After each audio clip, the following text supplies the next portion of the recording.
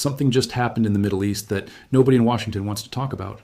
Not because it's classified, not because it's too sensitive, but because acknowledging it out loud would mean admitting that the entire strategy, the entire 4-week plan, the entire promise that this would be quick and decisive has completely collapsed.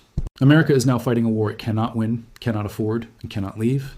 Every single exit that existed 2 weeks ago has now closed, and the worst part is that this did not happen by accident. This was designed. Stay with me, because what you're about to see is not just a military crisis, it's the unraveling of 40 years of American power in the most resource-rich region on Earth. And once you understand how the trap was built, you'll see why no one in the Pentagon has an answer for what comes next. Here's what we know. On March 12th, Iranian forces launched what they called the 43rd wave of Operation True Promise 4, but this was not another routine missile barrage. This was the deployment of a weapon system that changes every calculation the United States military has been working from. The Fatah-2 hypersonic glide vehicle, Mach 15 on descent, maneuverable mid-flight, capable of adjusting its trajectory after launch in ways that make every radar prediction model in the American defense network functionally obsolete. The missile was aimed at command infrastructure in southern Israel and key logistics hubs supporting American operations across the Gulf.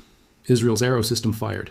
America's THAAD batteries engaged, and the missile adjusted course twice during terminal descent and struck within meters of its intended target. That's not a propaganda claim. That's the operational reality that 3 separate defense analysts confirmed within hours of the strike. The interception rate against hypersonic maneuverable threats is now effectively 0. But here's what makes this bigger than a single weapon system. Iran did not just deploy the Fatah-2. It deployed it alongside a coordinated package of decoy drones, cruise missiles, and older generation ballistic systems, all timed to arrive in overlapping waves, designed to force American defense batteries to choose which threats to engage and which threats to let through. This is not desperation. This is a fully realized strategy that has been war-gamed for years, and it is working exactly as intended. Let's zoom out for a second, because this is where the trap becomes visible. 48 hours before that strike, the Strait of Hormuz, the narrow waterway through which 20% of the world's oil supply flows, was declared conditionally closed by Iranian naval forces. Not fully closed, conditionally closed, meaning Iranian-flagged vessels can pass, Chinese-flagged vessels can pass, Turkish vessels that publicly identify as Muslim-owned can pass, but any ship with commercial or logistical ties to the United States, Israel, or Western coalition partners is turned back or targeted. The result is that global shipping has effectively stopped moving through the strait. More than 150 commercial vessels are now anchored outside the choke point, waiting for a security guarantee that no one can provide. Oil futures spiked above $107 per barrel.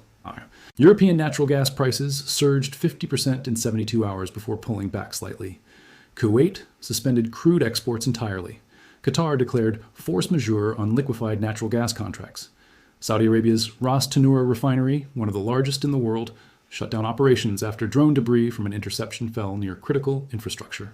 And all of this, every single piece of the energy crisis now unfolding, is happening because Iran executed a plan that did not require winning a military confrontation. It only required making the cost of staying in the fight higher than any American administration could sustain politically. Here's the part that should terrify every strategist in Washington. Iran is not running out of missiles.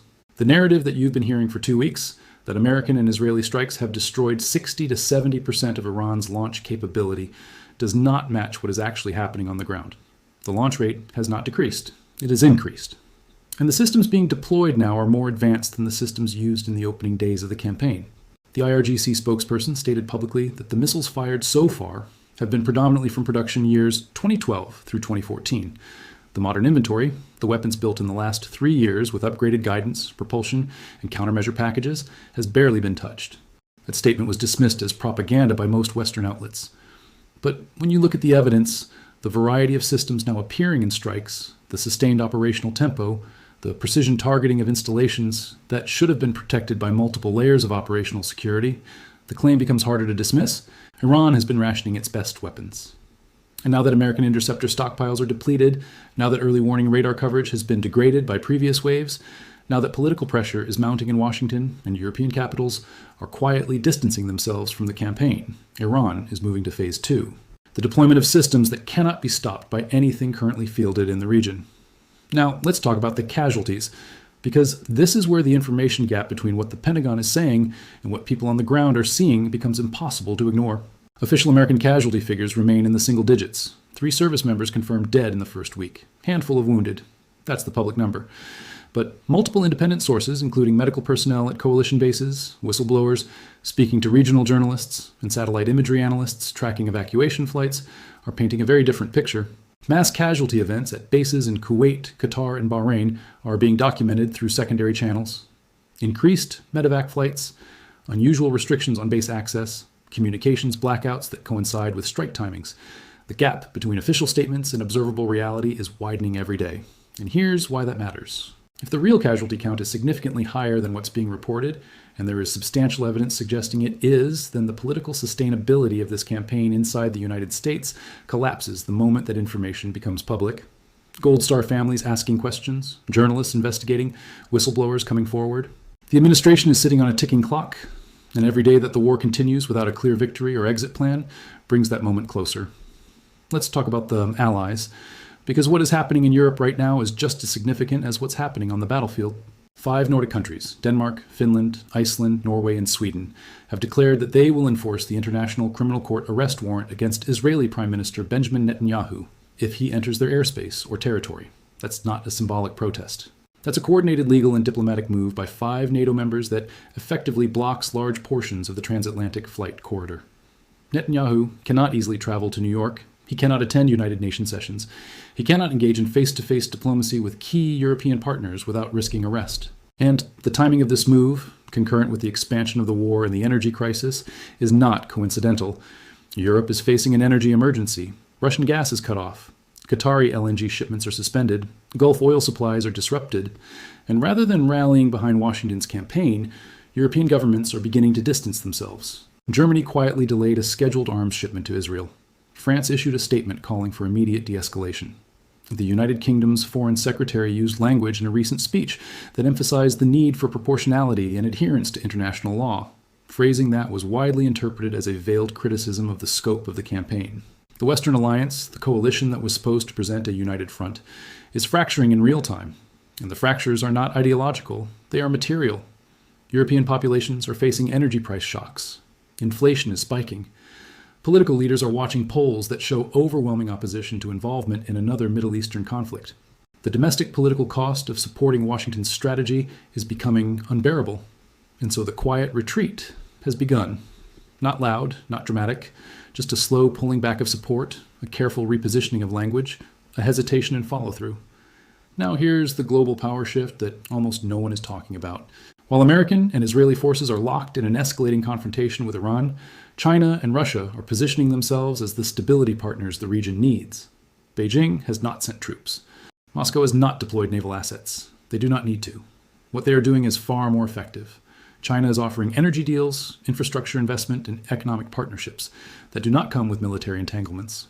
Russia is quietly extending diplomatic channels, offering mediation, and positioning itself as the bridge between Tehran and any future negotiated settlement. And Gulf states, the same Gulf states that have hosted American military bases for decades, are listening.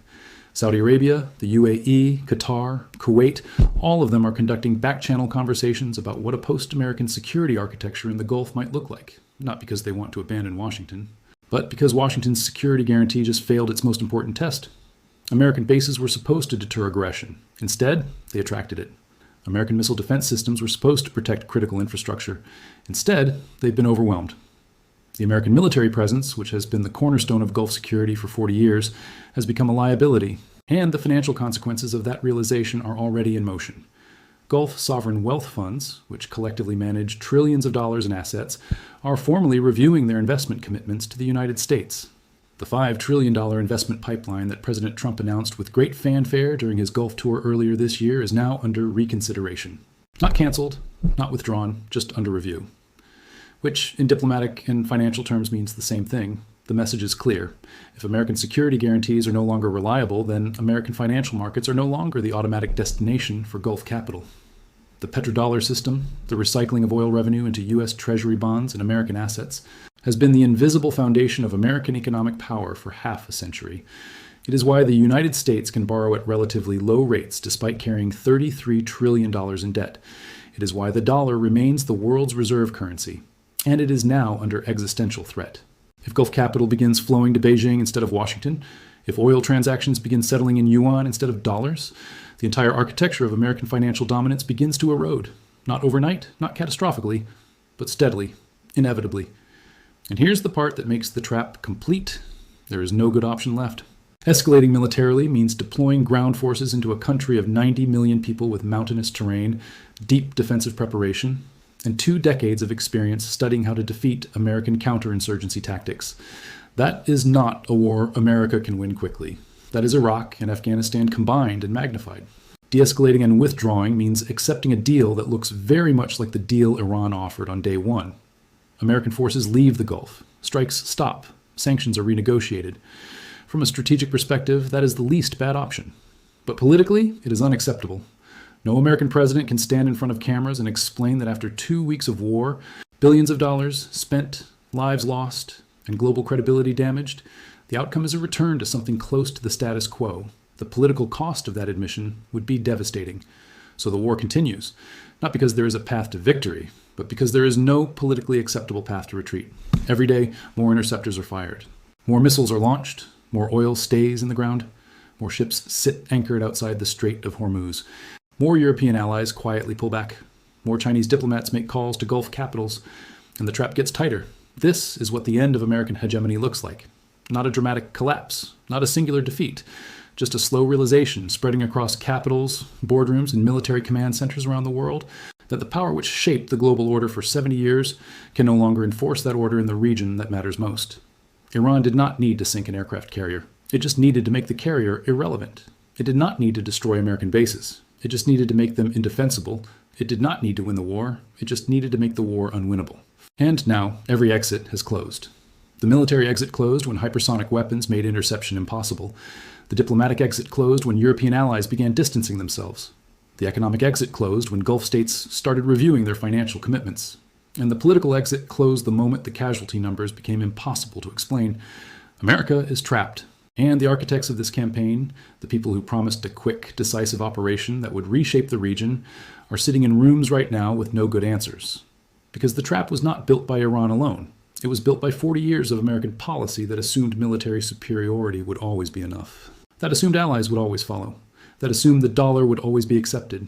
That assumed the global order would never be challenged by a coordinated, patient, multi-decade strategy designed to do exactly one thing. Wait for the moment when American power was overextended, and then pull the floor out from under it. That moment is now, and there is no way out.